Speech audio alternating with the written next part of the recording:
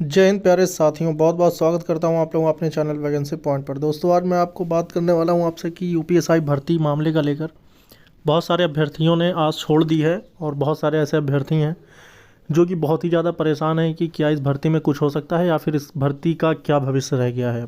तो मैं आपको बता दूं कि जो खासकर आज की अपडेट है, मतलब यूपीएसआई भर्ती मामला क्या किस प्रकार या फिर इसमें क्या हो सकता है, तो मैं आपको बता दूं जितनी भी रिटें थी इसकी, जो भी जिसके तहत सुनवाइयाँ हो रही थी या फिर जिसके तहत इस भर्ती में भी नोटिफिकेशन में भी ये चीज़ें मेंशन की गई।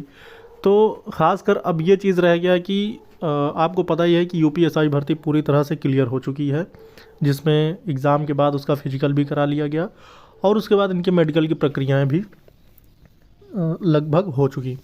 तो अब आप इस चीज़ को समझें कि आखिर अब इसमें क्या हो सकता है। तो आप ये चीज़ जानते हैं कि इस भर्ती प्रक्रिया को किसी तरह से स्टे नहीं किया गया था कोर्ट के द्वारा, किसी भी प्रकार से इसमें कोई भी रोक नहीं लगाई गई थी, जबकि धांधली भी बहुत ही बड़े पैमाने पर इसका केस सामने आया था।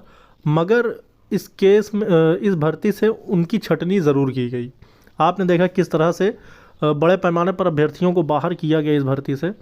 हाँ, ये बात ज़रूर कह सकते हैं कि इस भर्ती में जो फाइनल जो सिलेक्शन होगा, यानी सीट जो कुछ अगर रह जाती है तो उस पर कुछ बातचीत ज़रूर होगी। लेकिन मुद्दा ये है दोस्तों कि अब इस पर जो कोर्ट की एक उम्मीद थी, किसी प्रकार से आप कोर्ट की कोई भी उम्मीद अब ना लगाएं और अपनी तैयारी आगे की करें। लेकिन अब बात यह है दोस्तों कि क्या इसमें ट्रेनिंग कब तक कराई जाएगी या फिर इसकी नियुक्ति कब तक कर दी जाएगी। तो मैं आपको बताना चाहूँगा कि अभी कुछ दिन पहले ही ये पुलिस मुख्यालय लखनऊ की तरफ से ये नोटिस जारी किया गया था कि जितने भी पुलिसकर्मी, मतलब पुलिस विभाग के जितने भी कर्मचारी हैं, उन सभी की छुट्टियां रद्द की जाए और तत्काल प्रभाव से छुट्टियां बंद कर दी गई।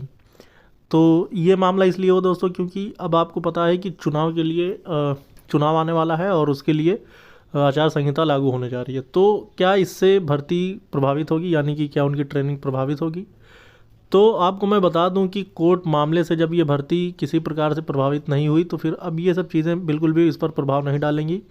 ट्रेनिंग एक अलग चीज़ है और चुनाव की जो ड्यूटियाँ होंगी वो एक अलग चीज़ है।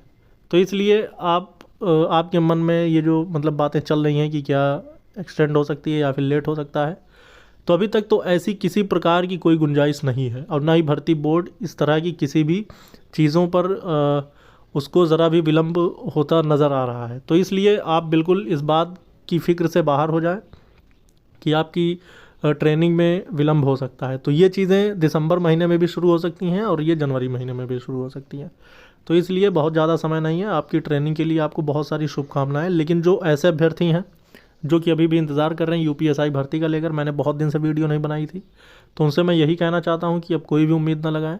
अगर आप किसी भी भर्ती की तैयारी कर रहे हैं तो उसमें अपना 100% दें और अपना जो कीमती समय है और ये सब अब सोचने के लिए नहीं रह गया और ना ही इसमें किसी प्रकार की अब कोई ऐसी चीज़ें हैं जो कि री एग्ज़ाम का जैसा मुद्दा बनाए।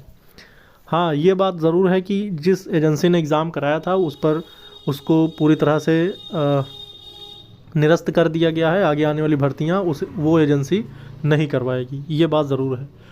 लेकिन अब ये उम्मीद लगाना बिल्कुल भी सही नहीं है और यही मैं कहना चाहूँगा कि क्योंकि मैंने शुरू से ही अपने चैनल के माध्यम से आप तक सारी जानकारियाँ दी है, तो फाइनली मैं ये जानकारी आपको देना चाहता था।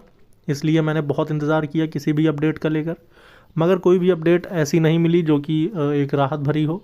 तो इसलिए मैं यही कहना चाहूँगा कि अब जो है आप इस भर्ती की सारी, मतलब वैसे जो कोर्ट से उम्मीदें लगी थी वो सारी ख़त्म करें और अब अपनी नई भर्ती की तैयारी करें। फाइनली मैं भी इस भर्ती में शामिल था, लेकिन मैं इसमें चयनित नहीं हो सका हूँ।